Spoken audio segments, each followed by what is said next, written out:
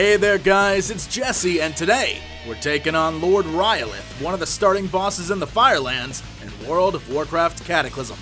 Oh my friends, if there ever was an entry-level boss fight to this tier, this would be it. Almost entirely a gimmick fight from start to finish, Rhyolith is definitely one of the first bosses your guild should be attempting. Like all my guides, I'll walk you through the boss's more important mechanics, then we'll break it down, and I'll show you how to add Rhyolith to your kill list. Now, the most important mechanics to this boss fight are 1, the boss completely ignores any tanking or taunts, so you can't do that, and 2, he has obsidian armor, which reduces all damage taken by 80%. The best a raid can hope for is to control where the boss moves, which is very important, but we'll get to that in a minute. The other major ability the boss has is Concussive Stop, which does 35k fire damage to all players in 20 yards and creates 3 volcanoes. These 3 volcanoes, when they first appear, are dormant, but can be ignited by the boss, causing eruptions that deal 12k fire damage to any 3 on 10-man, or 6 on 25-man players in the area. When struck, you get a stacking debuff that increases fire damage by 10%, stacking up to 20 times. Also, if Rhyolith steps on one of those volcanoes, he creates a crater, which will then eventually unleash streams of lava in a star-like pattern on the ground, inflicting 75k damage to any player who gets in the way. When they erupt, they go off for another 150k, so you need to avoid these like your life depends on it. Which it does. In addition to the volcanoes, he also spawns 2 types of adds. Fragments, which can easily be AoE'd down, but you need to kill them within 30 seconds or any remaining health they have is done in damage to a random player.